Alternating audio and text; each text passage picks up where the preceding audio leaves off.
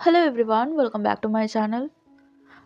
वैसे तो मैं ये वीडियो 10 तारीख को डालने वाली थी, लेकिन मुझे ये वीडियो आज डालना पड़ रहा है क्योंकि मैंने इससे पहले भी रिकॉर्डिंग की थी एंड मैं बहुत ज़्यादा स्टूपिड हूँ कि मैंने गलती से उस रिकॉर्डिंग को अपने फ़ोन से ही उड़ा दिया। तो मुझे फिर से रिकॉर्डिंग करनी पड़ी और पता नहीं और क्या बोलूँ, छोड़ो यार, दुःख की बातें छोड़ो, फिर से रिकॉर्डिंग को स्टार्ट करते हैं।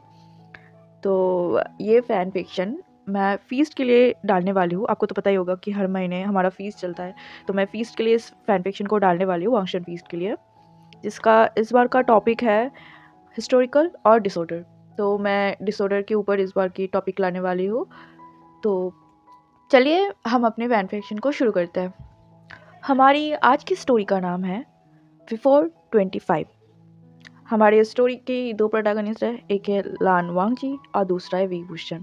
और भी 2-3 साइड कैरेक्टर है स्टोरी में, आप लोगों को उनके बारे में पता चलेगी। इस फैन फिक्शन में हमारा जो लान वांगजी और विंग है, दोनों को ही कैंसर होता है। लान वांगजी को लंग्स कैंसर होता है और विंग को ब्लड कैंसर। वो दोनों ही एक हॉस्पिटल में मिलते हैं और कैसे उनमें दोस्ती होती है, कैसे उनमें प्यार होता है, कैसे वो कैंसर के साथ सर्वाइव करते हैं, हम वही सब देखेंगे। आई होप कि मैं आपको अच्छे से स्टोरी को एक्सप्लेन कर सकूं और आपको उनके इमोशंस को समझा सकूं। तो चलिए फैन फिक्शन को स्टार्ट करते हैं। Beijing, full of noise, pollution, सबसे भरा हुआ, जहाँ पे बहुत सारी कार तेज़ी के साथ एक दूसरे की मंजिल तक पहुँच रहे हैं, बहुत सारे लोग आसपास से चल के जा रहे हैं, बहुत सारे घर, बहुत सारे बिल्डिंग्स, सब चीज़ों से भरा हुआ बहुत ही क्रियोटिक माहौल। वही बीजिंग के बिल्कुल साइड में, बिल्कुल आउटसाइड में हमें एक शांत सी जगह दिखाई जाती है, जहाँ पे एक हॉस्पिटल बना हुआ था, होप हॉस्पिटल। होप, यही तो एक वर्ड है जिसके साथ यहाँ पे मौजूद सारे इंसान इस हॉस्पिटल में आते हैं, एक होप के साथ जीने की, जिंदा रहने की और किसी किसी की सर्वाइव कर जाने की। वैसे हॉस्पिटल के छत पे हमें एक इंसान दिखाया जाता है जो खड़ा हुआ था और दूर पता नहीं क्या देख रहा था। शायद दूर एक पहाड़ दिख रहा था और वो इंसान कंटिन्यूअसली उसी पहाड़ को घूरे जा रहा था, जो इस हॉस्पिटल से कुछ कुछ ही किलोमीटर दूर है। बहुत ज़्यादा दूर है ये नहीं बोल सकते। वो इंसान कंटिन्यूअसली उस पहाड़ पे घूरे जा रहा था। पता नहीं वो देख रहा था या कुछ सोच रहा था, या फिर बस खुली हवा में ताज़ी सांस लेने आया था, नहीं पता। वो इंसान कंटिन्यूअसली कितने घंटों से यहाँ पे खड़ा था, वो इंसान भी खुद नहीं जानता। तभी उसे अपने पास किसी की प्रेजेंस महसूस होता है एंड महसूस होते के साथ ही जब वो अपने फेस को टर्न करता है और साइड में देखता है, तो उसे अपने ही सिमिलर एज के एक इंसान दिखता है, जो उस इंसान की तरह ही स्ट्रेट पोस्चर में खड़ा हुआ था और जैसे कि सामने कुछ देखने की कोशिश कर रहा था। लाइक वो इंसान जैसे देख रहा था, जैसे ही वो इंसान भी देखने की कोशिश कर रहा था या फिर उसे कॉपी करने की कोशिश कर रहा था, नहीं पता। वो इंसान उस इंसान की तरफ देखता है, तभी वो इंसान वो दूर पता नहीं क्या देखने की कोशिश कर रहा था, वो अपने प्रिटेंड को स्टॉप करता है और इस इंसान की तरफ देखता है, फर्स्ट पर्सन की तरफ देखता है और एक ब्राइट से स्माइल करता है। उस इंसान की फेस बहुत सुंदर था, उसके आंखें स्टार की तरह शाइन कर रहा था। लाइक ये इंसान इस दुनिया का सबसे हैप्पीएस्ट पर्सन हो। वो इंसान उस फर्स्ट पर्सन की तरफ देखता है और एक ब्राइट से स्माइल करते हुए कहता है, तुम क्या देख रहे हो, मुझे भी दिखाओ। ऐसा कहते हुए वो फिर से सामने देखने लगा। तभी वो अपने हाथ को आगे बढ़ाते हुए उस पहाड़ की तरफ इशारा करते हुए कहता है, क्या वो पहाड़? ओ, बहुत सुंदर दिख रहा है ना? क्या तुम्हें उस पहाड़ पे जाना है? मुझे भी उस पहाड़ को देखते ही मन कर रहा है कि वहाँ पे ट्रिप पे चले जाओ। हाइकिंग करना कैसा रहेगा एक दिन के लिए? ऐसा कहते हुए वो उस फर्स्ट पर्सन की तरफ देखने लगा। तभी वो फर्स्ट पर्सन बिना कुछ बोले अपनी नज़रों को हटाता है और थोड़ा दूर खिसक के खड़ा हो जाता है। लाइक वो उसके आसपास भी नहीं रहना चाहता हो। तो सेकंड पर्सन उस फर्स्ट पर्सन को देखते ही शॉक हो जाता है। ये कैसा रिएक्शन था? इसे रूट होना कहते हैं, पता है? वो इंसान तुरंत अपनी कपड़े को स्मेल करते हुए उस फर्स्ट पर्सन की तरफ देखते हुए कहता है, मुझे नहीं लगता कि मैं इतना गंदा स्मेल कर रहा हूँ, तुम दूर क्यों खिसक रहे हो? ऐसा कहते हुए वो वांगजी ने जितना डिस्टेंस उनमें रखा था वो कम कर देता है और उस फर्स्ट पर्सन के पास आके खड़ा हो जाता है और फिर उस इंसान की तरफ देखते हुए कहता है, हाय, मैं वी वुशियान हूँ और तुम्हारा नाम? ऐसा कहते हुए विंग अपने हाथ को बढ़ा देता है हैंडशेक के लिए, जैसे कि वो वांगजी को इनवाइट कर रहा था अपने फ्रेंड बनने के लिए। लेकिन वांग जी तो वांग जी है, वो इतना ईज़िली विंग के हाथ थोड़ी आने वाला है। वो विंग की तरफ बिना देखे धीरे लेकिन रूड टोन में कहता है, लीव। जो सुनते ही विंग, जो अपनी ब्राइट स्माइल के साथ वांग जी की तरफ देख रहा था, वो 1 मिनट के लिए शॉक हो जाता है। वो एक कन्फ्यूज़िंग एंड शॉकिंग एक्सप्रेशन के साथ वांग जी की तरफ देखते हुए कहता है, क्या? तभी वांग जी विंग की तरफ अपनी कॉर्नर आँखों से देखता है और फिर से उसी रूड टोन में कहता है, लीव। विंग थोड़ा-सा तड़मड़ाते हुए कहता है, तुम्हारी हिम्मत कैसे हुई? यहाँ ये पब्लिक प्लेस है, यहाँ पे कोई भी आ सकता है और मैं तो तुम्हारा दोस्त बनना चाहता था। मैंने अपना नाम बताया, तुम्हें पता नहीं है या सामने वाला जब अपना नाम बताता है तो तुम्हें भी अपना नाम बताना चाहिए और मैंने अपने हाथ बढ़ा के रखा है, तुम्हारी हिम्मत कैसे हुई मेरी इंसल्ट करने की? अब तुम्हें मेरे साथ हैंडशेक करना ही होगा। ऐसा कहते हुए वो अपने हाथ को वांग जी के हाथ की तरफ बढ़ा पाता, उससे पहले ही वांग जी विंग से 2 कदम पीछे हट जाता है और विंग को एक बार लिटरली गुस्से में देखता है, जैसे कि वो बोलना चाहता हो, खबरदार जब तुमने मुझे टच किया तो। वांग के ऐसे रिएक्शन देखते ही विंग तुरंत ही अपने हाथ को पीछे करता है, ओके ओके, मैं टच नहीं कर रहा हूँ, ऐसे क्यों घूर रहे हो? वांग जी अपने मन में शायद सोच रहा था कि ये कौन सा अनोइंग पर्सन आ गया। वो यहाँ पे शांति से बैठा हुआ था, अपने मन में कुछ सोचे जा रहा था एंड पता नहीं क्या सोच रहा था, लेकिन ये पर्सन आके उसका पूरा मूड खराब कर दिया। लाइक ऐसा ही कुछ सोच रहा होगा। वांग जी विंग को एक बार कोल्डली घूरता है और बिना कुछ बोले वहाँ से अपनी तेज रफ्तार के साथ निकल पड़ता है। विंग तो वहाँ पे शॉकिंग, कंफ्यूज एंड एम्बैरेसमेंट के साथ खड़ा हो जाता है। उसे समझ नहीं आता कि कोई इंसान इतना रूड कैसे हो सकता है, कितना प्यारा है। उसने कितने अच्छे से वांग जी को हेलो बोला, उससे नाम पूछा एंड वो उस पहाड़ को देख रहा था ना, उसने तो पहाड़ में उसके साथ घूमने जाएगा ये भी बोला। लेकिन ये इंसान कितना रूड है, कितना बदतमीज है। विंग तो मन ही मन वांग जी को कर्ज करने लगता है। उसे नहीं पता है इनका नाम, लेकिन ये इंसान तो बहुत ज़्यादा रूड है। ऐसा सोचते हुए विंग अपने हाथ को बांध लेता है और फिर से उसी पहाड़ की तरफ देखने लगता है। वांग जी कॉरिडोर से चलते हुए अपनी रूम की तरफ जा रहा था, जहाँ पर वो कम से कम 1 हफ्ते से रह रहा है। वैसे तो वो शेयर रूम में है, लेकिन अभी तक जो उसका रूम पार्टनर है वो आया नहीं, तो वांग जी फ़िलहाल तो उस रूम में अकेला रह रहा है। वांग जी अपने रूम में पहुँचते ही अपने हैंड को वॉश करता है और फिर अपने बेड पे चला आता है, क्योंकि उसका लंच का टाइम हो चुका था। अपने लंच ख़त्म करते ही वो अपने मेडिसिन्स को ले लेता है और अपनी बेड साइड टेबल के पास ही उसका जो छोटा सा बुक शेल्फ था, वहाँ से अपनी एक किताब को उठा लेता है और उसको पढ़ने लगता है। यही वांग जी का डेली हैबिट था। वो रेगुलर उठता था, बुक पढ़ता था, थोड़ा बहुत अपने लिए अकेले टाइम स्पेंड करने के लिए छत में चला जाता था, फिर वहाँ से आते ही फ्रेश होके, नहा धो के, खाना खा के फिर से बुक पढ़ने लग जाता था। यही काइंड ऑफ उसका डेली रूटीन बन चुका था। अभी वांग जी ऐसे ही अपने में ही बैठा हुआ था और उस बुक को अपने हाथ में लिए ही उसको शायद पढ़े जा रहा था। तभी वांग जी नोटिस करता है कि हॉस्पिटल्स के कुछ स्टाफ और नर्स उसके बगल वाले बेड को क्लीन कर रहा है और उस जगह को साफ़ किया जा रहा है। जो महसूस होते ही जब वांग जी उस तरफ देखता है, तो वहाँ पे मौजूद एक नर्स, जिसका नाम लियो रोस है, वो वांग जी की तरफ देखती है और एक छोटा-सा स्माइल करते हुए कहती है, आज एक न्यू पेशेंट शिफ्ट होने वाला है इधर। तो मिस्टर लान, अभी से आपको अकेला इस रूम में नहीं रहना पड़ेगा। ऐसा कहते हुए एक स्माइल करती है और अपना काम करने लगती है। वांग जी यहाँ पे जितने दिनों तक अकेला था, सही बोले तो वो तब तक ही ठीक था। उसे नहीं पता ये न्यू पर्सन उसके रूम में आने के बाद उसकी हालत क्या होने वाली है। वो कोऑपरेट कर भी पाएगा कि नहीं और उसके साथ बात घुल-मिल पाएगा भी कि नहीं, वांग जी को नहीं पता। बात करना तो बहुत दूर की बात है, शायद वो इंसान वांग जी के मैटर में टाँग अड़ाने लगे, तो शायद वांग जी उस इंसान को इस रूम से धक्के मार के निकाल ले। लेकिन फ़िलहाल तो वांग जी वॉशरूम जाना प्रेफ़र करता है, क्योंकि उसे वॉशरूम जाना था, तो वो अपनी किताब को साइड में रखता है और वॉशरूम के अंदर चला जाता है। थोड़ी देर में वांग जी जब वॉशरूम से बाहर निकलने वाला था कि गेट पे आते ही उसे 2 इंसान की बातें करने की आवाज़ सुनाई देती है। एक आवाज़ तो उसके लिए फ़ैमिलियर था और सरप्राइज़िंगली दूसरा आवाज़ भी उसके लिए थोड़ा बहुत फ़ैमिलियर था। वहाँ से जब गेट को ओपन करता है तो देखता है उसके सामने ही उसका गगा लान शिचन खड़ा हुआ था, लेकिन वो अकेला नहीं था। उसके साथ वही इंसान खड़ा हुआ था जो छत पे उसे मिला था, जिसने अपने आप को वी इंग बोल के इंट्रोड्यूस किया था। विंग अपने माइंड में विंग की नेम को रिपीट करता है, वी इंग। तभी लांशचैन वांग जी की तरफ देखते हुए एक स्माइल करता है और वांग जी को अपने पास बुलाता है। लांशचैन ऑलमोस्ट रोज़ ही वांग जी से मिलने आते हैं, कभी कभार नहीं आ पाते क्योंकि वांग जी के जाने के बाद कंप्लीट काम लांशचैन को देखना पड़ता है, लेकिन उन्हें जब भी मौका मिलता है वो अपने लिटिल ब्रदर के साथ मिलने आ जाते हैं। आज भी सेम था, लेकिन आते ही उसे विंग दिख गया, जो उन्हें बहुत ज़्यादा अच्छा लगा। विंग का बात करने का तरीका, उसका पोलाइट नेचर और बातों बातों में लोगों को इतनी जल्दी अपना लेना, ये लांशचैन को बहुत अच्छा लगा। वो विंग की तरफ देखते हुए कहता है, ये देखो मेरा भाई आ गया। वांग जी को देखते के साथ ही विंग की आंखें नैरो हो जाता है। उसके फेस में एक एविल स्mirk आ जाता है और वो वांग जी की तरफ देखने लगता है, जैसे कि उसे याद आ गया हो कि टेरेस में वांग जी ने कैसे विंग की बेइज्जती की थी।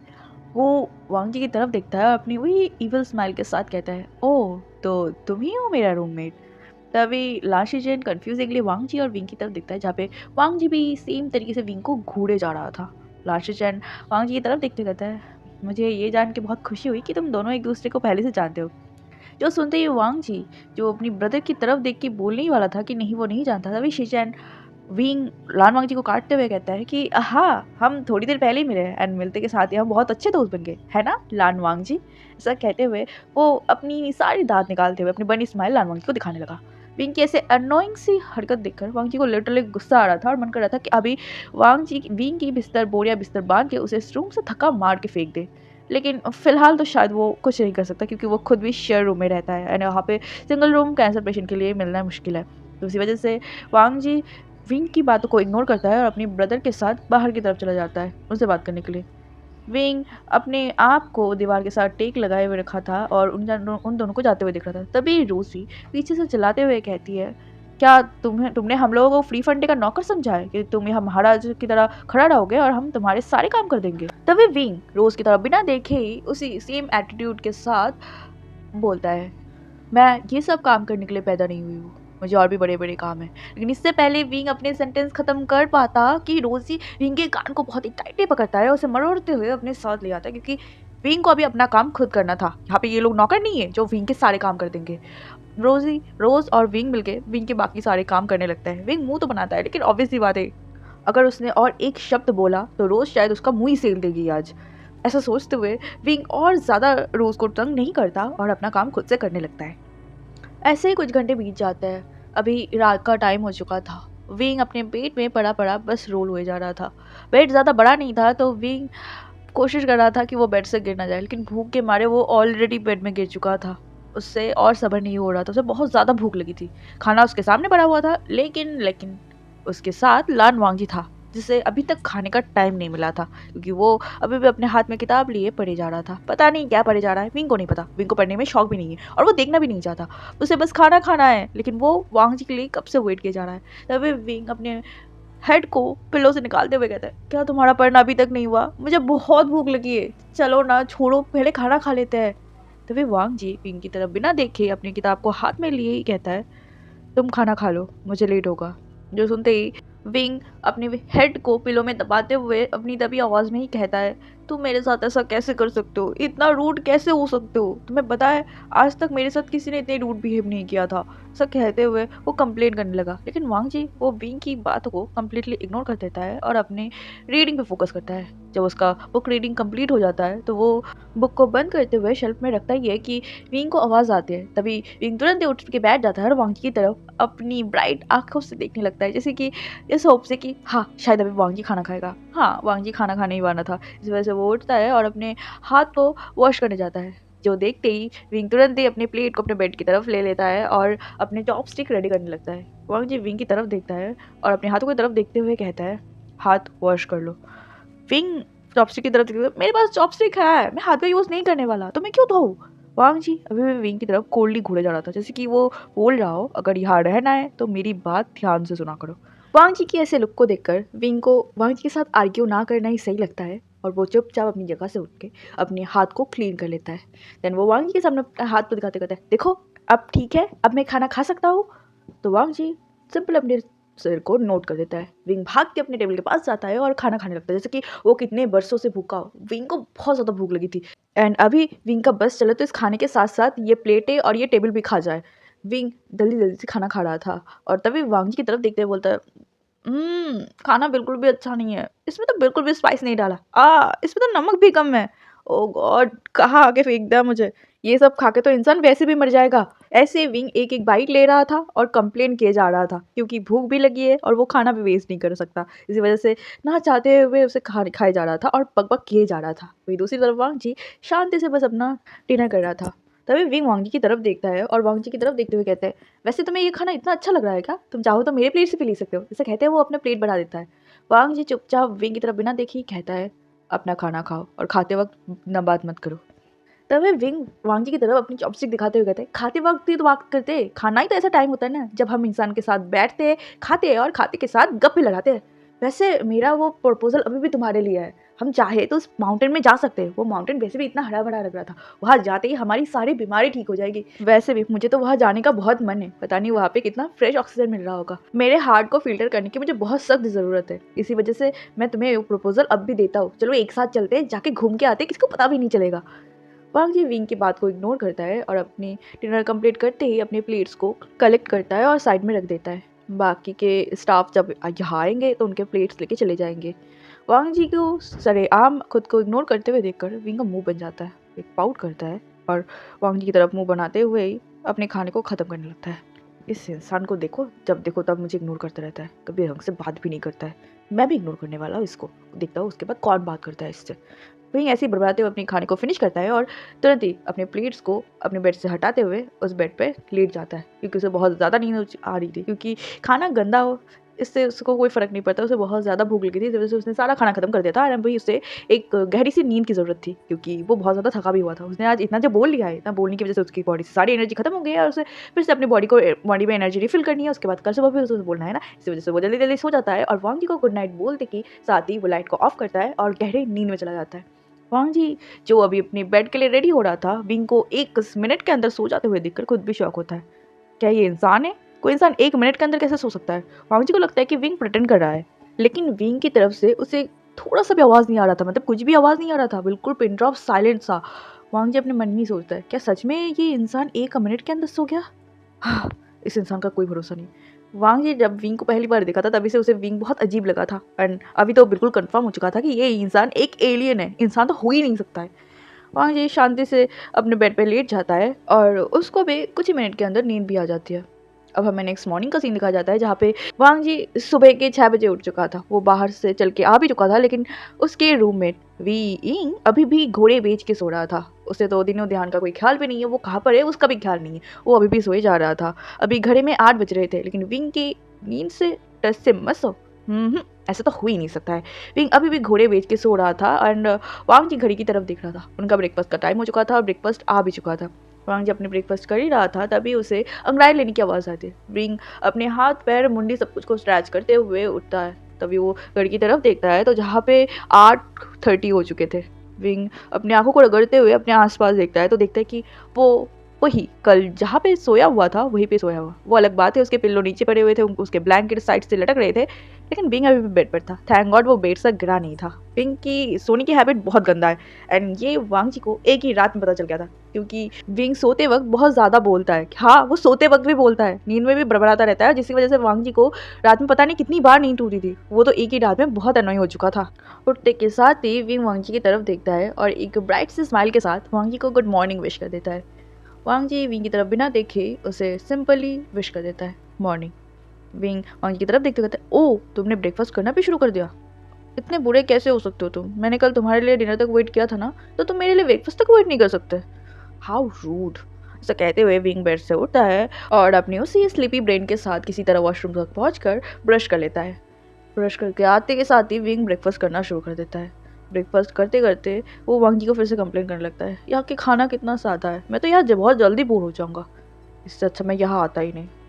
बट मेरे पास तो कोई रास्ता भी नहीं था, बस तुम देखते जाओ, मैं एक बार ठीक हो जाऊँ उसके बाद मैं सारे हॉस्पिटल पर केस कर दूंगा, ऐसे पेशेंट को मरा हुआ खाना खिला के उनकी जितनी भी जीने की होप है ना वो भी मार डालने के लिए। ऐसा कहते हुए वो अपने खाने को ऐसे चबा रहा था जैसे गधा अपना खाना चबा रहा हो। अब ये सब विंग की ऑलमोस्ट डेली रूटीन में आ चुका था। सुबह लेट उठना, खाते हुए बस कंप्लेन कर जाना, वांग जी के साथ बेफालतू की बातें करना जहाँ पे वांग जी सुन भी रहा है कि नहीं उसे खुद नहीं पता है, वांग जी पढ़ना और वो वांग जी को बस ताड़ते रहना, बाहर घूमने जाना, वांग जी जहाँ जाएगा उसके पीछे पीछे जाना, एंड ऑलमोस्ट हर जगह वांग जी के साथ रहना। वांग जी अगर कभी अकेला भी रहना चाहे तो वो कभी भी खुद को अकेला नहीं देख पाता, क्योंकि ये इंसान हमेशा उसके आगे पीछे रहता ही है, रहता ही मतलब रहता ही है। उसे कभी अकेला टाइम भी नहीं मिलता कि वो खुद सोच पाए, कुछ कर पाए, क्योंकि ये इंसान पूरा टाइम रेडियो की तरह बसता रहता है उसके कानों के सामने और वो ये चाहत की भी इस इंसान को चुप नहीं कर पाता। वांग जी अभी सच में बहुत ज़्यादा अनोइंग हो चुका है, उसे इतना अनोइंग हो चुका है कि अभी उसे ये इंसान बिल्कुल बर्दाश्त नहीं हो रहा था, उसे अपने इस रूम में ये इंसान बर्दाश्त नहीं कर पा रहा था। इसी वजह से वो फाइनली डिसाइड करता है कि वो अपना रूम चेंज कर लेगा, वो इस इंसान के साथ तो और नहीं रह सकता। इसी वजह से वो फाइनली डिसाइड करता है कि उसे रूम चेंज करना है और इसी वजह से उसने सोच लिया था इस रूम में या तो वांग जी रहेगा या तो विंग। वांग जी अभी अपने रूम की तरफ ही बढ़ रहा था, क्योंकि रूम में पहुँचते के साथ ही उसका नज़र विंग की तरफ जाता है, जो अभी वांग जी के बेड में बैठा हुआ था और वांग जी की बुक को लेकर छेड़खानी कर रहा था। छेड़खानी कर रहा था, पढ़ रहा था, क्या कर रहा था वांग जी को नहीं पता। लेकिन अभी उसके सारे बुक्स बेड के इधर-उधर पटका हुआ था और विंग के हाथों में भी था। विंग एक बुक को ओपन करके पता नहीं क्या पढ़े जा रहा था। तभी वांग जी विंग के हाथ से उस बुक को खींचते हुए गुस्से में विंग को देखते हुए कहता है, "क्या कर रहे हो?" अभी विंग एक ऑकवर्ड सी स्माइल करता है और उस बुक की तरफ देखते हुए कहता है, "क्या तुम ऐसे बुक्स पढ़ते हो? Expire, last breath, life ended, oh my god, मैं तो एक बुक पढ़ के मुझे गूज़बम्प्स आने लगे। तुम इतने सारे बुक्स, वो भी ऐसे टाइप की बुक्स कैसे पढ़ लेते हो? क्या तुम्हें थोड़ा-सा भी होप नहीं है अपनी लाइफ को लेकर? जो इंसान जीना चाहता है, वो इंसान ऐसे बुक्स पढ़ेगा तो वो तो वैसे ही मर जाएगा। तुम ऐसे बुक्स कैसे पढ़ लेते हो?" ऐसा कहते हुए वांग जी के हाथ से उस बुक को लेकर दिखाने लगा कि देखो, देखो इसमें कैसे लाइन्स लिखे हुए हैं। लेकिन वांग जी विंग के हाथ से उस बुक को छीनते हुए कहता है, "तुम्हें मेरी चीज़ों को हाथ लगाने के लिए मना किया था ना मैंने?" तभी विंग वांग जी की सीरियस टोन को और उसकी उस कोल्ड लुक को इग्नोर करता है और उस बुक्स की तरफ देखते हुए कहता है, "अरे मैं बहुत ही सीरियस मैटर में बात कर रही हूँ, तुम अभी बीमार हो, तुम्हें ऐसे बुक्स को पढ़ना नहीं चाहिए। मेरी बात को सीरियसली सुन भी रही हो तुम?" तभी वांग जी उन बुक्स जहाँ पे विंग ने सारी चीज़ें फेंक के रखे थे, वो उन बुक्स को उठाते हुए कहता है, "बस बहुत हो गया।" तो सुनते के साथ ही विंग वांग जी की तरफ देखता है और वांग जी बेड से उठते हुए कहता है, "नहीं, नहीं, बहुत नहीं हुआ है, मैंने कुछ बोलना शुरू ही नहीं किया है। तुम देख तो लो कि ये बुक्स कैसे, देखना क्या, तुमने तो इसको पढ़ के रखा है ना, मैं इसीलिए तो बता रही हूँ ऐसे बुक्स पढ़ना बंद करो, मेरे पास जाओ, मेरे पास बहुत ही फनी-फनी कमेंट्स हैं जिससे पढ़ के तुम्हारे जान में रूह आ जाएगी, मतलब ज़िंदगी में रूह मतलब बॉडी में रूह आ जाएगी, तुम्हें जीने की नई आशा मिलेगी, तुम्हें सूरज की वो तेज़ रोशनी दिखेगी। तुम ऐसे बुक्स पढ़ना बंद कर दो, नहीं तो तुम गहराई में, अंधेरे में चले जाओगे। वांग जी मेरी बात को समझने की कोशिश करो।" विंग चुप हो जाओ। अरे वांग जी, तुम मेरी बात को समझ रही है, क्यों नहीं कोशिश कर रहे हो? देखो, अगर हमें ठीक होना है, हमें जल्दी ठीक होना है, हमें इस हॉस्पिटल से निकलना है और इस गंदे-गंदे खाने से निकलना है, तो हमें ठीक होना पड़ेगा। इसकी वजह से हमें हमेशा पॉज़िटिव सोचना पड़ेगा, सूरज की उस किरणों को देखना पड़ेगा और ये सारी बुक्स पढ़ना बंद करना पड़ेगा।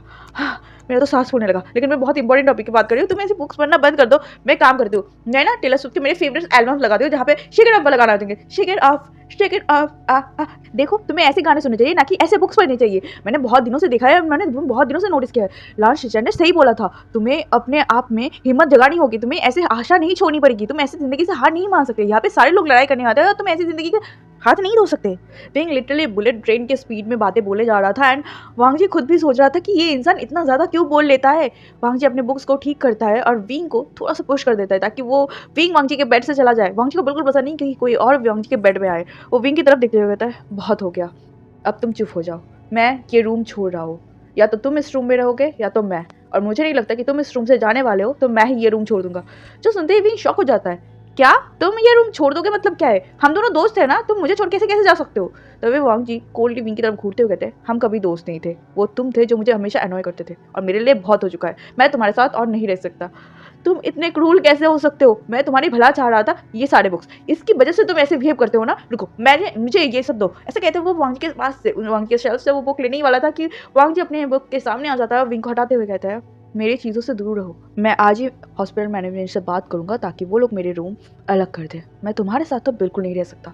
मेरे लिए बहुत ज़्यादा हो चुका है।" विंग हक्का-बक्का होके वांग जी की तरफ देख रहा था। वो तो बस इस इंसान का भला चाहता है। उसे समझ आ रहा था कि वांग जी हमेशा डिप्रेस रहता है, उसे जीने की कोई चाहत नहीं है और अभी वो कैंसर पेशेंट है, अभी वो ऐसी हरकतें नहीं कर सकता। उसे होप रखनी होगी, उसे ऐसी चीज़ें इससे चीज़ों से दूर रखना होगा, उसे पॉजिटिव चीज़ें सोचनी होगी, पॉजिटिव चीज़ें पढ़ना होगा। इसी वजह से विंग उसे बता रहा था कि वो ऐसा ना करे। लेकिन वांग जी वो विंग की ऐसी हरकतों की वजह से वो विंग को इस रूम से निकाल रहा है? सच से? सीरियसली? हाँ, सीरियसली ये इंसान बोलता है ना, आजकल किसी का भला नहीं करना चाहिए, सब लोग भले के लायक नहीं होते। विंग यही सब सोच रहा था एंड वांग जी वहाँ से जा चुका था क्योंकि उसके लिए इनफ हो चुका था। वो इस विंग को तो बर्दाश्त नहीं कर सकता। वो लिटरली फूलते हुए वहाँ से हड़बड़ाते हुए जा रहा था। तभी वांग जी को रास्ते में रोज़ दिखती है, जो शायद किसी पेशेंट को देख के आ रही थी। वो वांग जी की और विंग की केबिन की तरफ ही आ रही थी। वांग जी को देखते ही वो स्माइल करते हैं और वांग जी को ग्रीट करते हैं, "हेलो मिस्टर लान।" तभी वांग जी रोज़ की तरफ सीरियस नज़रों से देखते हुए कहता है, "मैं अपना रूम चेंज करना चाहता हूँ।" जो सुनते ही रोज़ कन्फ्यूज़ हो जाती है। वो वांग जी की तरफ देखते हुए कहता है, सॉरी?" तभी वांग जी रोज़ की तरफ उसी सीरियस टोन में कहता है, "मैं अपना रूम चेंज करना चाहता हूँ। मैं विंग के साथ नहीं रह सकता। क्या तुम मेरा रूम चेंज करवा सकते हो?" जो सुनते ही रोज़ हक्का-बक्का हो जाती है। वो वांग जी की तरफ कन्फ्यूज़िंगली देखने लगती है, जैसे कि वो पूछना चाहता हो कि लेकिन क्यों? आपको रूम क्यों चेंज करना है? तभी वांग जी अपनी उसी एक्सप्रेशन के साथ बोलता है कि मुझे वो इंसान बहुत अनॉय करता है, वो मेरी पर्सनल चीज़ों पे हाथ लगाता है जो चीज़ें मुझे बिल्कुल पसंद नहीं, इसी वजह से मैं अपना रूम चेंज करना चाहता हूँ। तो सुनते ही रोज़ फाइनली गहरा सा सांस छोड़ती है। उसे भी पता है कि विंग सच में कभी कभार बहुत ही अनोइंग हरकतें कर लेती है, वो कभी कभार अपना लिमिट भूल जाता है और सामने वाले को बहुत ज़्यादा परेशान कर देता है।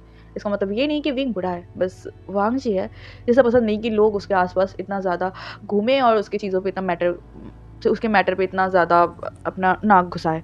इसी वजह से रोज़ एक ऐसी सांस छोड़ती है और वांग की तरफ एक प्लीडिंग आई से देखते हुए कहते हैं, मुझे माफ़ कर देना, मैं विंग की तरफ से माफ़ी मांगता हूँ, लेकिन प्लीज़ अभी आप रूम मत चेंज कीजिए, नहीं तो सीरियसली उसको बहुत बुरा लगेगा। मैं उसको समझाने की बहुत ज़्यादा कोशिश करूँगा कि वो नेक्स्ट टाइम से आपको इतना परेशान ना करे कि आप ऐसे कंप्लेंट करने आ जाओ। ऐसा कहते हुए वो वांग जी के सामने झुककर विंग की तरफ से माफ़ी माँगने लगा। वांग जी कन्फ्यूज़ हो जाता है कि रोज़ विंग के लिए इतना वांग जी के सामने माफ़ी क्यों माँग रहा है? वांग जी सीरियस लेकिन थोड़ा-सा कन्फ्यूज़िंग एक्सप्रेशन के साथ रोज़ की तरफ देखने लगता है। तभी रोज़ वांग जी से माफ़ी माँगते हुए कहती है, विंग को ब्लड कैंसर है। उसके पास ज़्यादा टाइम नहीं है क्योंकि उसका कंडीशन बहुत ज़्यादा ख़राब है। जब तक विंग को पता चला था कि उससे ब्लड कैंसर है, तब तक बहुत ज़्यादा लेट हो चुका है। मैं विंग को बचपन से जानता हूँ। हम दोनों एक ही ऑर्फनेज से पले-बड़े हैं और मुझे पता है वो कभी-कभार बहुत अनोइंग हो जाता है, बहुत चिपकू हो जाता है। लेकिन सच बोल रहा हूँ मिस्टर लाल, वो दिल का बुरा बिल्कुल नहीं है। वो आपको अनॉय करना नहीं चाहता, वो बस आपको खुश देखना चाहता हो। वो उसे बस लगता है कि शायद आप बहुत ज़्यादा डिप्रेस हो और जीने की सारी उम्मीद खो चुके हो। इसी वजह से वो बस आपकी परवाह करता है।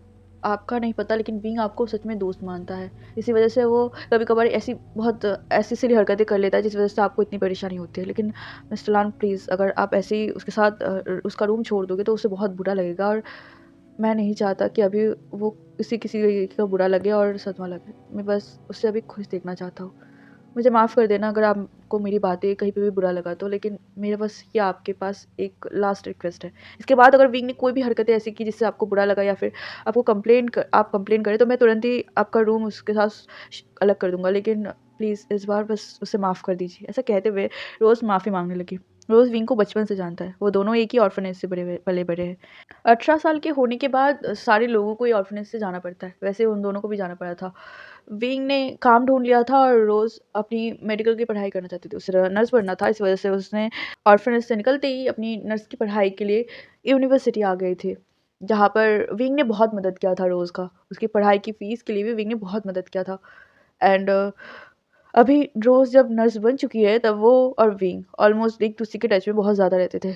एक दिन अचानक से विंग की तबीयत बहुत ज़्यादा ख़राब हो जाती है एंड जब वो डॉक्टर दिखाता है तब उसे पता चलता है कि उसे ब्लड कैंसर है एंड उसकी कंडीशन बहुत ख़राब हो चुकी है। कैंसर उसकी पूरी बॉडी में फैल चुकी है और उसका ठीक होने के चांसेस ना के बराबर है। इसी वजह से रोज़ विंग को लेकर हॉस्पिटल आई है। विंग तो पहले नहीं आना चाहता था क्योंकि उसके पास इतने पैसे नहीं थे। रोज़ को भी पता है कि वो लोग फाइनेंशियली उतने स्ट्रॉन्ग नहीं है, लेकिन रोज़ अपनी आखिरी कोशिश करेगी विंग की बचाने के लिए। इसी वजह से यहाँ पे विंग रोज़ की रिस्पॉन्सिबिलिटी है।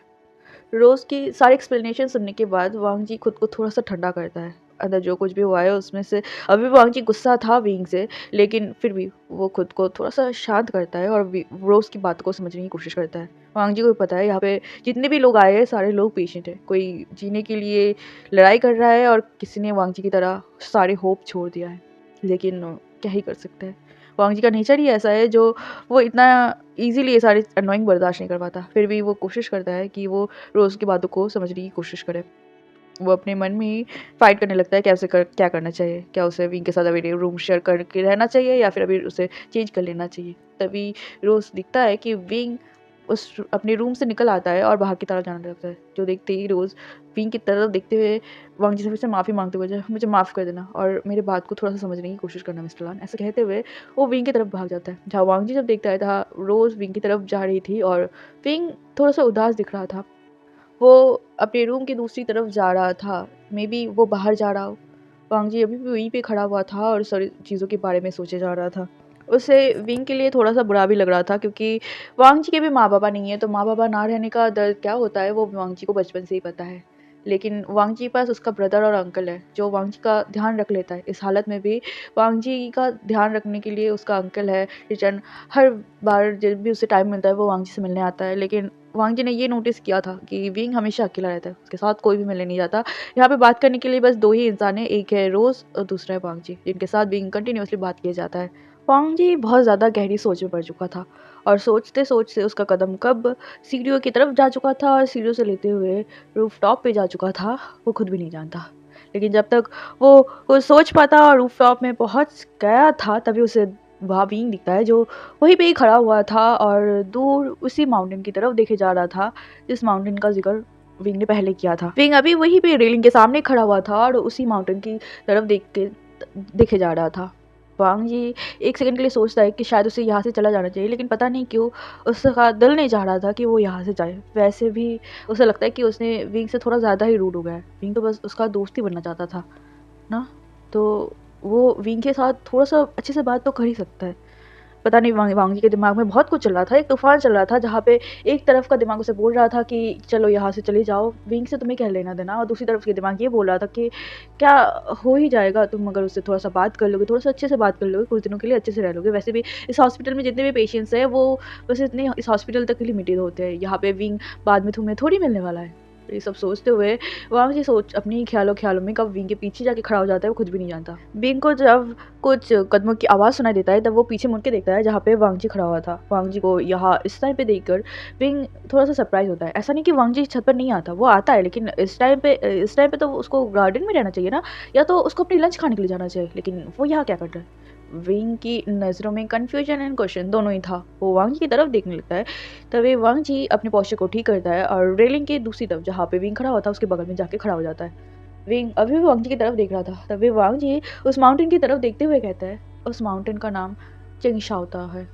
ये माउंटेन बहुत पुराना है एंड मैंने ऐसा भी सुना है कि उस माउंटेन में मच्छर बहुत कम है, तो बहुत से लोग वहाँ पे जाते हैं हाइकिंग के लिए और अपनी फैमिली के साथ एक सुंदर सा वक्त बिता के आते हैं। जो सुनते ही के साथ ही विंग फिर से उस माउंटेन की तरफ देखता है और एक छोटा सा स्माइल करते हुए कहता है, फैमिली के साथ? तो वांग जी सीरियसली अपने सिर को नोट करते हुए कहता है, लेकिन अगर कोई चाहे तो अपने पार्टनर के साथ भी जा सकता है, वो दोस्त भी हो सकता है, को पेशेंट भी।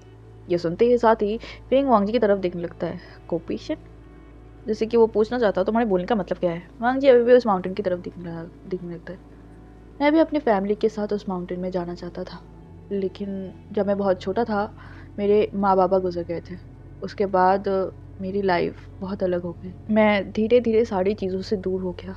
उसके बाद खुश रहना किसे कहते हैं मैं बिल्कुल भूल चुका था। मैं बस एक रोबोट की तरह ज़िंदगी जीने लगा। उसके बाद एक दिन अचानक से पता चला मुझे लंग कैंसर है। कैंसर की बात पता चलते ही मेरा गगा और मेरा अंकल दोनों ही बहुत ज़्यादा घबरा गए थे। वो दोनों मेरे सामने तो नहीं दिखाते, लेकिन मुझे बहुत अच्छे से पता है कि वो मेरे लिए बहुत ज़्यादा फ़िक्र करते थे एंड अभी भी करते हैं। मुझे कुछ ख़ास फ़र्क नहीं पड़ा था क्योंकि मुझे अपनी ज़िंदगी से कोई उम्मीद नहीं थी।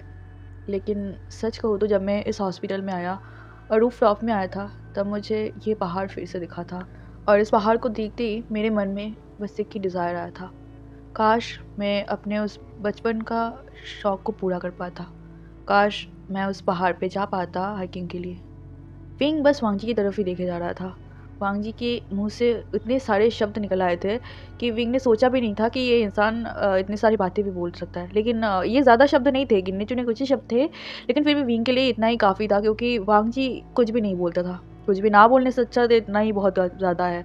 विंग बहुत ही ध्यान से वांग जी के हर एक बातों को सुन रहा था, जैसे कि वांग जी की साँसों की आवाज़ भी विंग से छूट ना जाए। विंग वांग जी की तरफ ही देख रहा था, तभी वो एक छोटा-सा स्माइल करता है और वांग जी की तरफ देखते हुए कहता है, हम अभी भी जा सकते हैं। आई थिंक हमारे पास अभी भी टाइम है। टाइम की कोई गारंटी नहीं है। इसके पास कितने दिन तक है कोई नहीं बता सकता। इसी वजह से जब तक है तब तक हमें इसका सही उपयोग तो करना चाहिए ना। अगर तुम चाहो तो, ऐसा कहते हुए वो उस पहाड़ की तरफ देखने लगा। वांग जी बिल्कुल साइलेंट था। उसकी तरफ से कोई भी रिप्लाई नहीं आया था। विंग को लगता है कि वांग जी शायद अभी भी विंग के साथ वहाँ नहीं जाने वाला। वो अभी भी उसके प्रपोज़ल को ठुकराने वाला है।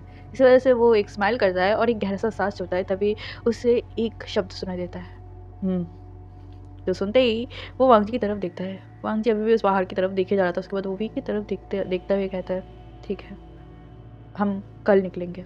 जो सुनते के साथ ही विंग कंप्लीटली शॉक हो जाता है। वो वांग जी की तरफ देखते हुए कहता है, सीरियसली सीरियसली तुम मेरे साथ वहाँ पे हाइकिंग के लिए जाना चाहते हो? मैं कोई सपना तो नहीं देख रहे हो, या फिर तुम मेरे साथ कोई मजाक कर रहे हो? लान वांग जी, तुम अभी तो मेरे से दूर रहना चाहते थे ना, तुम तो मेरे साथ एक रूम में भी नहीं रहना चाहते थे, तो फिर अचानक से क्या हुआ तुम मेरे साथ? तभी वांग जी अपनी जगह से चलते हुए नीचे की तरफ जाने लगता है। विंग वांग जी को पीछे से आवाज लगाते हुए कहता है, हे लान वांग जी, मैं तुमसे बात कर रहा हूँ, तुम्हें मेरी आवाज सुनाई भी दे रही है?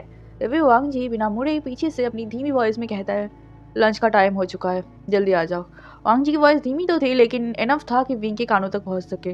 विंग अभी भी हक्का बक्का, शॉकिंग, सरप्राइज एंड बहुत ज्यादा खुश था। हाँ, वो जाना चाहता था। And lawn Wang ji, seriously लान वांग जी उसके साथ जाने वाला है? उसका तो दिल गार्डन गार्डन हो चुका था। वो लिटरली मन कर रहा था कि वो खुशी से यहाँ पे नाचने लगे, लेकिन विंग किसी तरह अपने हैप्पीनेस को कंट्रोल करता है एंड वो भी वांग जी के साथ साथ नीचे जाने लगता है, क्योंकि उसे भी बहुत ज्यादा भूख लगी थी एंड कल के लिए तो उसे पैकिंग भी करनी थी ना, इस वजह से वो भी वांग जी के पीछे पीछे जल्दी जल्दी भागते भागते जाता है। अभी हमें नेक्स्ट डे का सीन दिखाया जाता है। नेक्स्ट डे मॉर्निंग विंग बहुत ज़्यादा एक्साइटेड था। उन्होंने एक दिन के लिए छुट्टी ले लिया था। वैसे तो डॉक्टर्स एंड रोज विंग को बिल्कुल नहीं छोड़ना चाहते थे, क्योंकि विंग अभी इस हालत में भी नहीं था कि वो हाइकिंग कर सके, लेकिन विंग की जिद के आगे कौन रह पाएगा।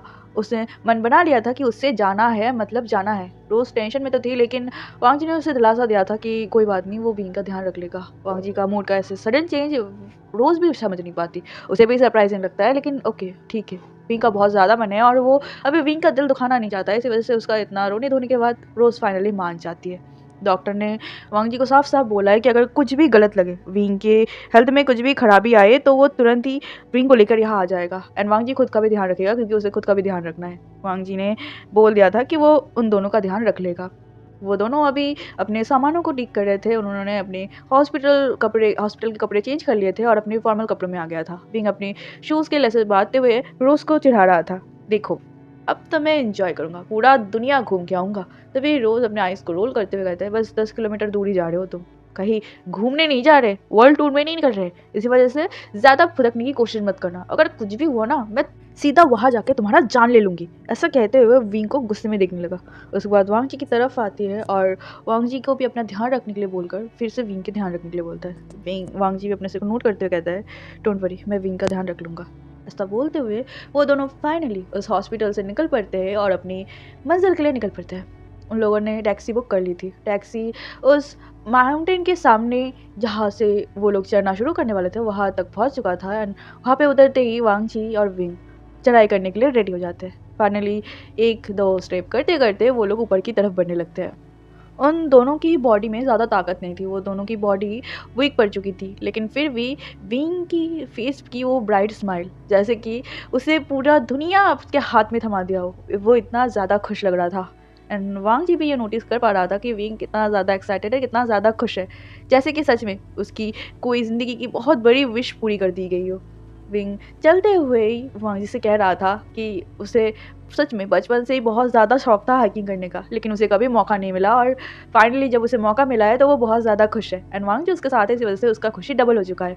वो एक एक करके अपनी बचपन की बातें बोलने लगती कि कैसे वो एप्पल खाना पसंद करता था, लेकिन उसे एप्पल मिलता नहीं था। खाते टाइम वो दूसरे के प्लेट से एग्स चोरी करके खा लेता था, जिसकी वजह से उसे डांट पड़ता था। और कभी कभार वो अपनी जो ऑर्फनेज थे वहाँ पे कितना ज़्यादा फेमस था और लोग उसे कितना ज़्यादा पसंद करते थे। विंग अपनी तारीफ तो कर ही जा रहा था एंड ऊपर से वो अपने बचपन के सारे किस्से वांग जी को सुना रहा था and Wang ji silently wing की हर एक बातें सुनते हुए बस चढ़ाई किए जा रहा था।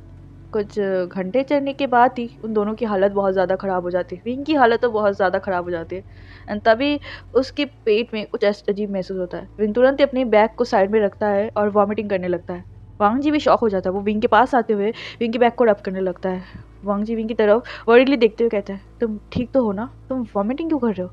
तभी विंग कफ करते हुए थोड़ा सा पानी पीता है और अपने फेस को धोते हुए कहता है, आई थिंक मैंने सुबह थोड़ा ज़्यादा खा लिया था और इसमें चढ़ाई करने की वजह से सब कुछ निकल गया। ऐसा कहते हुए वो एक नर्वसली स्माइल कर देता है।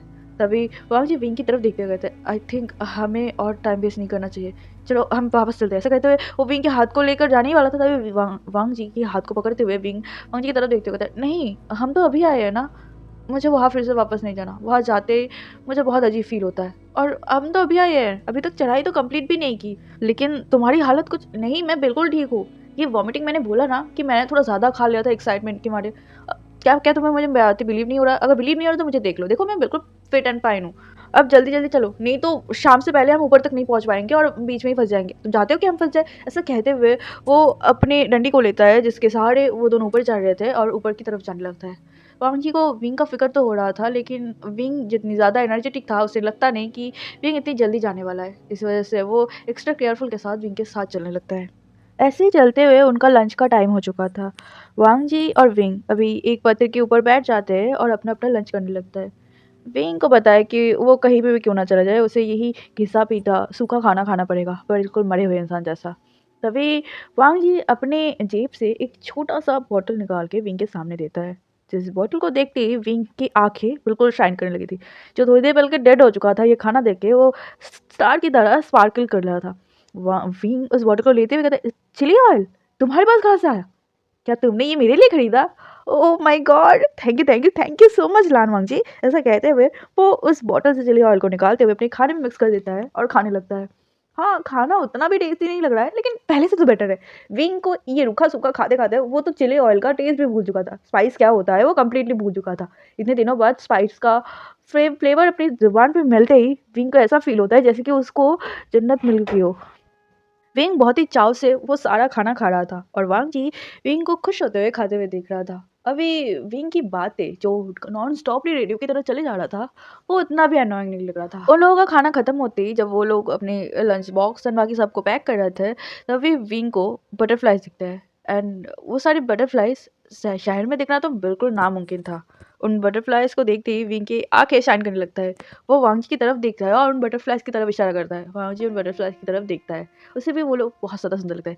तभी विंग अपनी जगह से उठता है और अपनी बैग से एक काँच का डब्बा निकालता है। जिसे देखते ही वांग जी कन्फ्यूज़िंगली विंग की तरफ देखने लगता है। विंग एक स्माइल करता है और कहता है, मुझे इन्हें पकड़ना है। डोंट वरी, मैं इन्हें जल्दी छोड़ दूँगा। बस मुझे इन्हें एक बार के लिए पकड़ना है और देखना है। ये लोग कितने खूबसूरत दिख रहे हैं, देखो ना। ऐसा कहते हुए वो बटरफ्लाइज़ की तरफ इशारा करने लगा। तब वांग जी एक शाय करता है और विंग को कहता है कि हम ऐसे ही इन्हें नहीं पकड़ सकते। इन्हें पकड़ना इल्लीगल है। तो सुनते ही विंग पाउट करता है और वांग की तरफ देखने कहता है कि यहाँ पे किसी को क्या पता चलेगा कि हम कितने बटरफ्लाइज पकड़ रहे हैं कि नहीं पकड़ रहे। और वैसे भी मैं तो इन्हें छोड़ दूंगा ना, मैं हार्म ही नहीं करूंगा। प्लीज प्लीज लान वांग जी, ऐसे कहते हुए वो वांग की बात बिना सुने ही अपनी बॉटल को हाथ में लेता है और भाग जाता है उस बटरफ्लाइज की तरफ जहाँ पे सारे बटरफ्लाइज उधर उड़ते हुए देख रहा था। वो एक एक करके सारे बटरफ्लाइज को पकड़ने की कोशिश कर रहा था, लेकिन उसके लिए नामुमकिन हो रहा था। वो किसी भी हाल में नहीं पकड़ पा रहा था। विंग बहुत ज़्यादा कोशिश कर रहा था ताकि वो बटरफ्लाइज को पकड़ सके, लेकिन वो नहीं कर पा रहा था। तभी वांग जी एक इशारा करता है और विंग के पीछे आके खड़ा हो जाता है। विंग तो बिल्कुल बहुत ही कंसंट्रेशन के साथ बटरफ्लाइज की तरफ देखे जा रहा था, वो पकड़ने ही वाला था, लेकिन वांग जी की एक हल्की सी मूवमेंट से उसकी पूरी बॉडी शिवर कर उठता है। वो अपने दिल पर हाथ रखते हुए कहता है, लान वांग जी, क्या तुम मुझे मारना चाहते हो? ऐसे डरा कैसे सकते हो तुम मुझे? तभी वांग जी विंग के उस डब्बे को अपने हाथ में लेता है और वहीं पे एक जो बटरफ्लाई था उसके पास धीरे धीरे ले जाने लगता है। विंग जिसे बहुत देर से पकड़ने की कोशिश कर रहा था, वो वांग जी की तरफ देखते कहते, हाँ हाँ हाँ हाँ, धीरे धीरे धीरे, नहीं तो उड़ जाएगा, धीरे धीरे। तभी वांग जी विंग की तरफ देखते कहते, बात मत करो। वो धीरे से उस बटरफ्लाई की तरफ ले जाता है उस डब्बे को और कुछ ही सेकंड के अंदर वो तुरंत ही उस बटरफ्लाई को पकड़ लेता है। और वो बटरफ्लाई विंग की उस कांच के जार में था जो तड़प रहा था निकलने के लिए। वो अंदर बहुत ज़्यादा उड़ रहा था, जो देखते के साथ ही विंग बहुत ज़्यादा खुश हो जाता है। वो उस जार को लेता है, वांग जी के हाथ से ले लेता है और उसे देख के बहुत ज़्यादा खुश हो जाता है, जैसे कि वो एक छोटा सा बच्चा हो और उसे उसका फेवरेट टॉय दे दिया गया हो। विंग उस जार को लेते हुए बहुत ज़्यादा खुश हो रहा था और वांग जी को दिखा रहा था, थैंक यू, मुझे लगा नहीं था कि तुम इतने काम के होगे। तुमने तो एक ही झटके में इसको पकड़ लिया। मैं तो कब से कोशिश किया जा रहा था इसको पकड़ने की, लेकिन मैं पकड़ ही नहीं पा रहा था। लान वांग जी, झूठ मत बोलना। तुमने पहले भी इन्हें पकड़ा है ना? तुम इसे पकड़ते रहते हो ना? तुम बेकार में ही मुझे चिढ़ा रहे थे इल्लीगल बोल-बोल के। ऐसा कहते हुए वो वांग जी की तरफ देखने लगा। वांग जी विंग के इन नॉनसेंस को इग्नोर करता है और अपने बैग्स को फिर से लेने लगता है। तभी विंग खुशी-खुशी वांग जी की तरफ जाते हुए कहता, जो भी हो, तुमने मुझे बटरफ्लाइज़ पकड़ के दिया, यही मेरे लिए बहुत बड़ी बात है। मैं तुम्हारा एहसान बहुत जल्दी चुका दूँगा। ऐसा कहते हुए वो एक ब्राइट सी स्माइल करता है और अपने बटरफ्लाइज़ को देखने लगता है। उसके बाद वो दोनों फिर से ऊपर की तरफ बढ़ने लगे थे। फाइनली इतने जद्दोजहद के बाद, इतने घंटे चढ़ाई करने के बाद वो दोनों ऊपर पहुंच चुके थे। ऊपर पहुंचते ही विंग वहीं पे लेट जाता है। उसकी बॉडी बिल्कुल उसके साथ छोड़ चुका था एंड वो बस हाँफते हुए खुद की बॉडी को छोड़ चुका था, क्योंकि वो और एक इंच हिल नहीं पा रहा था। वो बहुत ज़्यादा एक्साइटेड तो था कि वो ऊपर पहुंच जाएगा, बहुत मस्ती करेगा, लेकिन वहाँ ऊपर पहुंचते ही उसकी हालत ख़राब हो चुकी थी। वांग जी विंग की हालत देखते ही विंग के पास आता है। उसकी हालत भी बहुत कुछ ठीक नहीं थी, लेकिन ठीक है, उससे पहले विंग को प्रायोरिटी देना पड़ेगा क्योंकि विंग को वो अपनी रिस्पॉन्सिबिलिटी लाया है। विंग के हाथ पैर देखता है तो वो थोड़ा सा ठंडा ठंडा पड़ चुका था। तभी वांग जी वरीड होते हैं, विंग की तरफ देखते हुए कहते हैं तुम्हारे हाथ पैर इतने ठंडे क्यों लग रहे हैं।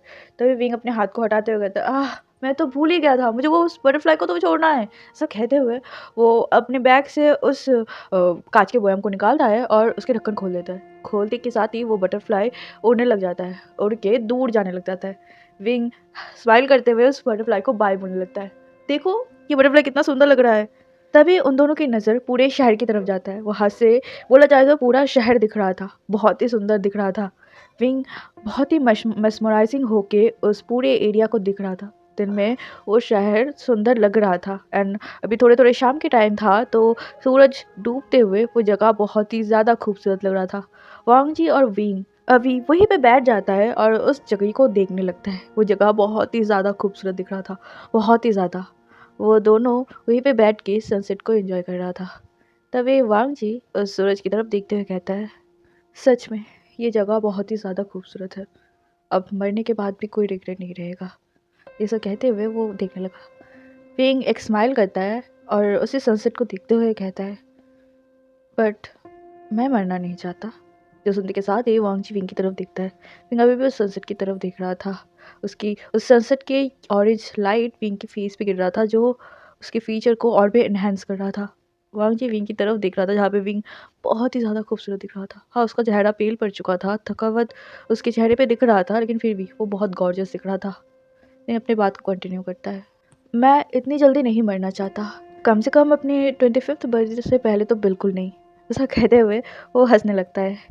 वांग जी विंग की तरफ देखने लगता है और उसके बाद कहते हैं 25th बर्थडे। तो विंग वांग की तरफ देखता है अपने सिर को नोट करते हुए कहता है, हाँ 31 अक्टूबर मेरा बर्थडे है, उस दिन मैं 25th की हो जाऊँगा।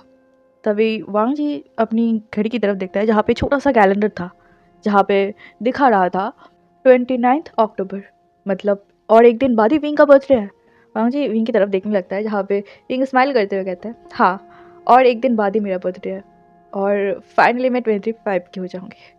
वैसे तो मुझे भी अपनी लाइफ से कुछ खास एक्सपेक्टेशन नहीं है, बस मैं इतना चाहती हूँ कि जब तक मैं 25 का ना हो जाऊँ तब तक मैं ज़िंदा रहूँ। तभी वांग जी विंग की तरफ देखते हुए अपनी धीमी आवाज़ में कहता है, 25 क्यों? तो विंग वांग जी की तरफ देखते हुए कहता है, असल में जब मैं छोटा था तब मैं सोचता था कि 25 का बहुत पैसे कमाऊँगा, बहुत सारा। उसके बाद जब मैं 25 का हो जाऊँगा तब मैं अपने सारे ख्वाब पूरे करूँगा। अब मुझे नहीं पता कि मैं अपने सारे ख्वाब पूरे कर भी पाऊँगा कि नहीं, लेकिन एक ख्वाब 25 का होना, इतना तो हो जाओ। फ़िलहाल मेरे लिए इतना ही काफ़ी है, मेरे लिए एक-एक दिन बहुत ज़्यादा मैटर करता है। ऐसा कहते हुए वो अपने हाथ को अपने सिर के पीछे रखता है और वही ग्रास पर लेट जाता है। वांग जी अभी पिंग के उसी फेस की तरफ दिख रहा था, जो हमेशा शैतानियाँ करता था, वांग जी को परेशान करता था, टीज़ करता रहता था और हमेशा बहुत ज़्यादा बोलता रहता था, वो बिल्कुल शांत था। अभी विंग के फेस में एक स्माइल तो था, लेकिन उसकी आँखों में एक हर्टनेस था, जैसे कि ये दुनिया उसके लिए बिल्कुल अनफ़ेयर है। उसके साथ ही क्यों? वो ही क्यों? बचपन से उसे अपने पेरेंट्स नहीं पता, उसे नहीं पता कि वो किसका बच्चा है, अनाथ आश्रम में पला-बड़ा है, पढ़ाई का ज़्यादा मौका नहीं मिला।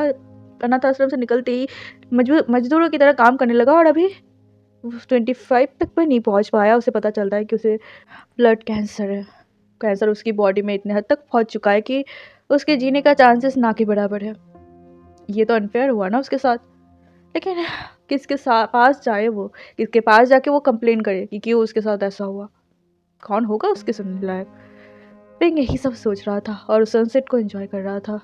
शायद आज पहली बार वांग जी किसी लाइफ का वैल्यू समझ रहा था। वांग जी उसके साथ तो इतना भी कुछ बुरा नहीं हुआ है ना, मतलब हाँ उसके साथ बुरा हुआ है, उसके भी माँ बाबा नहीं है उसके पास, लेकिन उसे इतना बताया कि उसका माँ बाबा कौन है। हाँ बुरा है उसके पास, वो हमेशा अकेला रहता है, उसके पास कोई नहीं है, लेकिन उसका अपने कहने वाला उसका गगा और अंकल तो है ना। हाँ उसके साथ भी अनफेयर हुआ है, उसको भी लंग्स कैंसर हो गया था, लेकिन बहुत ज़्यादा कुछ हो जाता उससे पहले ही पकड़ा गया था। उसका ट्रीटमेंट चल रहा है और उसके जीने का चांसेस 100% है। तो वांग जी हमेशा क्यों ऐसा सोचता है कि उसके साथ ही अनफेयर हुआ है, जहाँ सामने वाला इंसान उससे भी बुरी हालत में है। वांग जी अभी विंग की तरफ ही देखे जा रहा था और यही सब सोचे जा रहा था। जहाँ इतना सब कुछ की फैसिलिटी होने के बावजूद भी वांग जी के पास कोई भी एक्सपेक्टेशन नहीं है उसकी लाइफ से, वो शायद कोई होप नहीं रखता कि वो जी पाएगा या फिर वो बच जाएगा। वहीं दूसरी तरफ विंग के पास, उसके पास तो कोई एक्सपेक्टेशन भी नहीं है। इवन कि डॉक्टर ने भी बोल दिया है कि शायद वो नहीं जी सकता, लेकिन फिर भी वो जीना चाहता है। हाँ, वो इतना जल्दी मर नहीं सकता। हाँ, शायद उसके पास पैसे नहीं है, फैमिली नहीं है, उसका ध्यान रखने जैसा कोई नहीं है, लेकिन उसके पास बहुत सारी चीज़ें हैं। वो बहुत कुछ सोच के रखा है, उसके साथ उसके पास बहुत सारे ख्वाबें हैं, जिन सारी ख्वाब को वो पूरा करना चाहता है, लेकिन शायद ये चीज़ भी उसका पूरा नहीं हो पाएगा, क्योंकि उसके पास ये ख्वाबें पूरे करने के लिए जो टाइम चाहिए था उतना भी नहीं है। एक मुट्ठी भर टाइम भी शायद उसके पास नहीं है। और इसी चीज़ को लेकर भी बस सोचे जा रहा था। नहीं, वो भी सोच नहीं रहा था, क्योंकि अभी वो इन सारी चीज़ों के बारे में सोचकर अपना मूड ख़राब नहीं कर सकता। वो इस सुंदर नज़ारे को एन्जॉय करना चाहता। वो इतनी उसने इतनी मेहनत की ऊपर चढ़ने के लिए, उसके साँस फूल रहे थे, उसने घुटने जवाब दे चुके थे, उसकी बॉडी वीक पड़ चुकी थी, लेकिन फिर भी वो और लानवांग जी यहाँ पर आए हैं बस खुश होने के लिए, थोड़ी देर के लिए। ऐसे ही थोड़ी बहुत बात करते हुए वो लोग वहीं पे ही सो जाता है। वहाँ पे उन लोगों ने एक रात के रहने लायक इंतज़ाम कर लिया था। ताबूत, लाइट्स, क्रीम, ये सब कुछ का इंतज़ाम उन लोगों ने कर लिया था। एंड वही सबको सेटअप करते हुए वो दोनों वही आग के पास बैठ जाते हैं और इस खुले नज़ारे को एंजॉय करने लगते हैं। वहाँ की सिटी से आते हुए दूर से वो तेज़ रोशनी भी उन लोगों को दिख रहा था। यहाँ से उन्हें रियलाइज़ हो रहा था कि ये सिटी जहाँ पहुँचते के साथ ही पोल्यूशन, नॉइज़, ट्रैफिक, इन सारी चीज़ों की वजह से लोगों को जितना घुटन महसूस होता है, दूर से ये सारी चीज़ें कितनी ज़्यादा खूबसूरत दिखती है। रात के अंधेरे में ये सारी चीज़ें कितनी ज़्यादा खूबसूरत हो जाती है। एंड विंग उसी ब्यूटी को निहारे जा रहा था। वहीं दूसरी तरफ वांग जी बस विंग को निहारे जा रहा था। वो इस इंसान को देखे जा रहा था और सोचे जा रहा था कि कैसे ये इंसान ऐसा हो सकता है। कैसे वांग जी की लाइफ को लेकर इतनी शिकायत थी, वहीं दूसरी तरफ इस इंसान इतना चिल रह सकता है, इतना खुश रह सकता है, जो मिल रहा है उससे ही उसी पल को एंजॉय कर सकता है। कैसे? वांग जी बस विंग को ही देखे जा रहा था और अपने मन में ही सब सोचे जा रहा था। खैर, वो दोनों ऐसे इस रात को वहाँ बिता देते हैं। नेक्स्ट मॉर्निंग का सीन दिखाया जाता है, जहाँ पे विंग फिर से वॉमिटिंग कर रहा था। वांग जी को अभी सच में विंग को लेकर टेंशन हो रही थी। इस वजह से उसने रोज़ को कॉल कर दिया था, क्योंकि सुबह से विंग कुछ ठीक नहीं दिख रहा था। उसका पूरा फेस पील पड़ चुका था। ऐसा लग रहा था उसकी पूरी बॉडी से खून निकाल लिया गया हो, और वो बहुत ज़्यादा थका हुआ दिख रहा था। विंग जब वॉमिटिंग कंप्लीट कर लेता है, वांग जी उन सारे बैग्स को अपने हाथ में लेता है और विंग को सहारा देते हुए नीचे की तरफ आने लगता है। तभी विंग वांग जी के हाथ से बैग को लेते हुए कहता है, हे, मैं बिल्कुल ठीक हूँ, तुम इतना फिक्र क्यों कर रहे हो? विंग की आवाज़ दबी-दबी सी आ रही थी। वांग जी को पता है कि विंग ठीक नहीं है, फिर भी प्रिटेंड करने की कोशिश कर रहा है कि हाँ, वो बिल्कुल ठीक है, उसे बच्चे की तरह ट्रीट करना बंद करो। वांग जी विंग की तरफ देखते हुए कहता है, ज़िद मत करो, मैं जैसा बोल रहा हूँ वैसे मुझे कस के पकड़ो। विंग अपनी आँखों को रोल करता है और बैग को लेके वांग जी के पीछे-पीछे जाने लगता है। तुम भी बीमार हो, भूलो मत। इसी वजह से मुझे बस पेशेंट की तरह ट्रीट करना बंद करो। वैसे भी अगर चाहूँ तो मैं भी तुम्हें पेशेंट की तरह ट्रीट कर सकता हूँ, और तो मैं अच्छा इंसान हूँ जो ऐसा नहीं करता। ऐसा कहते हुए वो थोड़ा आगे-आगे जाने लगा। वांग जी को पता है कि विंग की हरकतें कभी वो नहीं सोच सकता। इस वजह से वो विंग के पीछे-पीछे धीरे-धीरे उतरने लगा। उनकी रफ्तार भी धीरे-धीरे था। वो धीरे-धीरे जा रहे थे।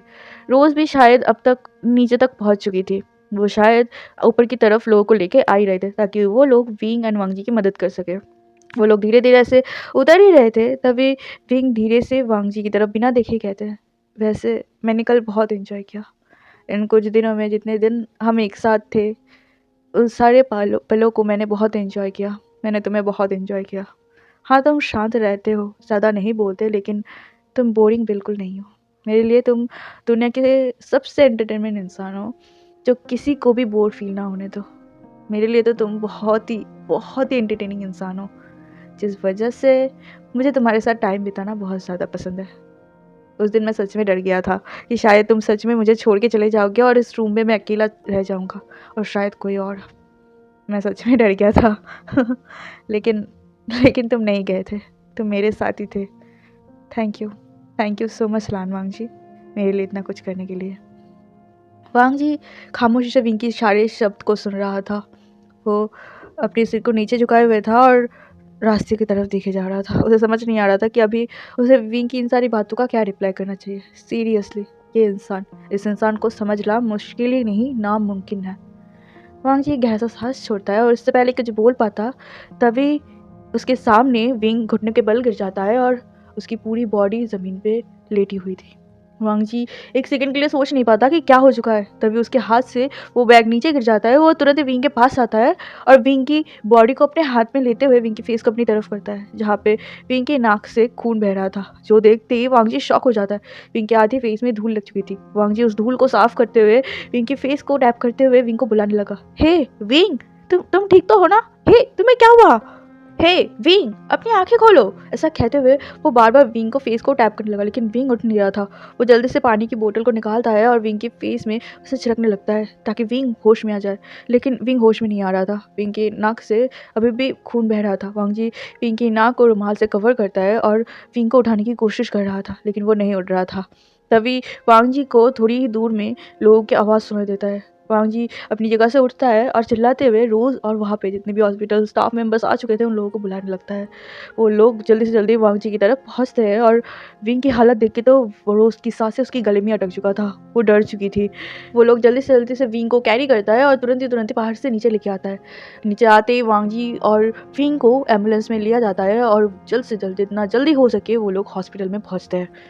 विंग अभी व्हील बेड में सोया हुआ था, उसे जल्दी से जल्दी इमरजेंसी रूम में लेके जा रहा था।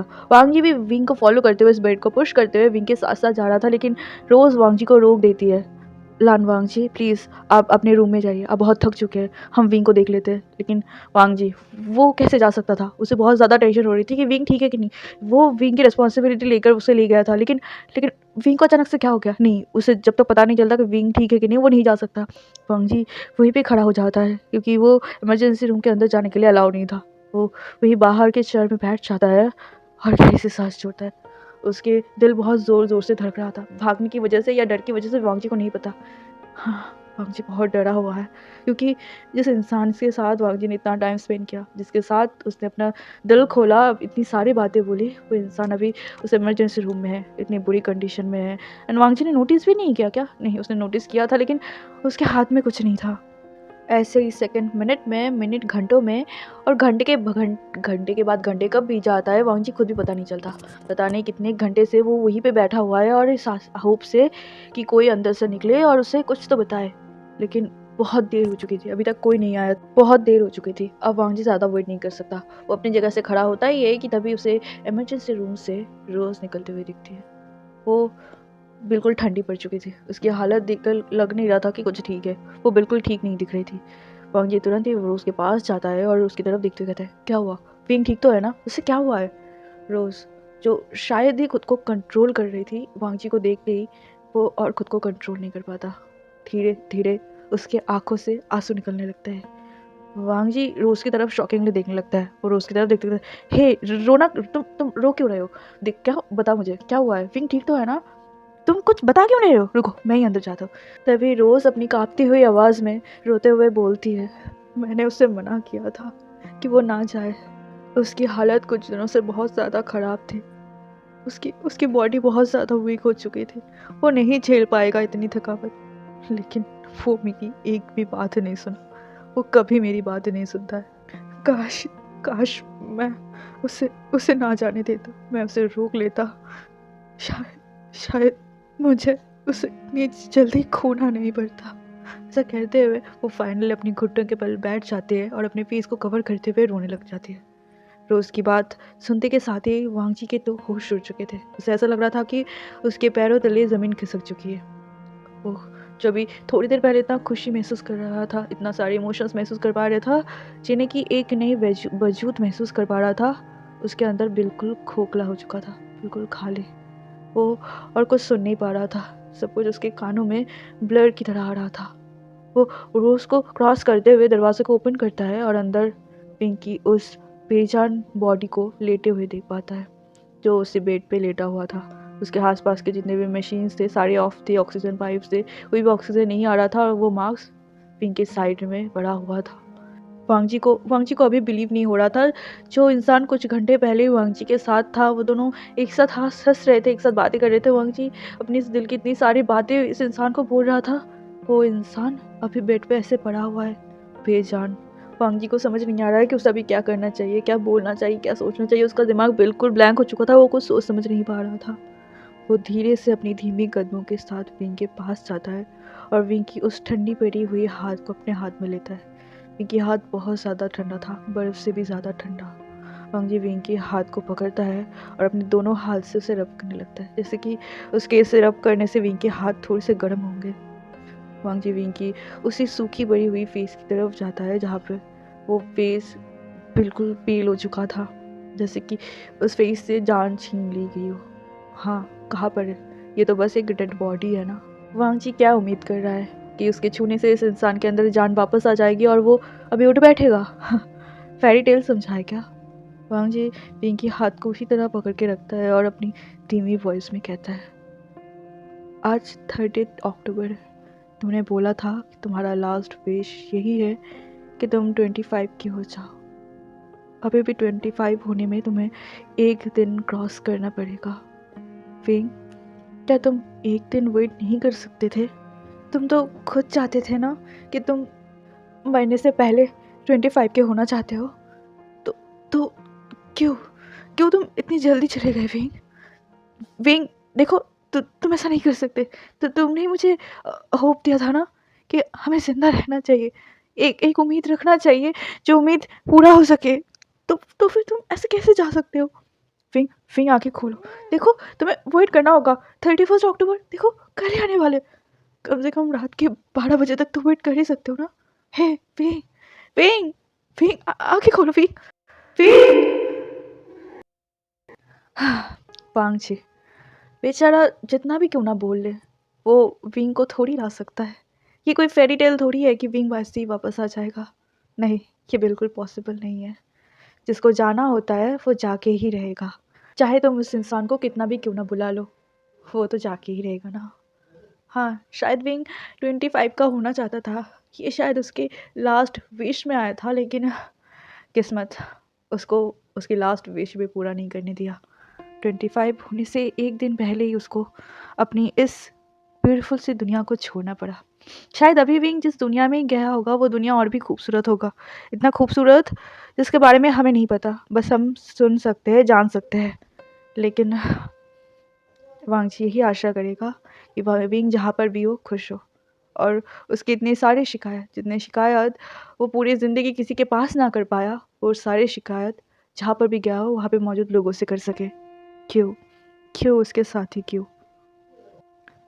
सो है एवरीवन, आई नो स्टोरी की एंडिंग सैड थी और दिल तोड़ने जैसी थी। मेरा भी मूड बहुत ज़्यादा ख़राब हो गया है, लेकिन हर वक्त हम टाइम को नहीं कंट्रोल कर सकते। टाइम एक ऐसी चीज़ है जो कब कौन सी चीज़ को हमारी ज़िंदगी में लाए हम सोच भी नहीं सकते। तो इसी वजह से ही हम चाह के भी विंग को उस एक दिन तक रोक नहीं सके, जहाँ पे विंग चाहता था कि वो 25 का होना चाहता है, लेकिन वो फिर भी रोक नहीं पाया।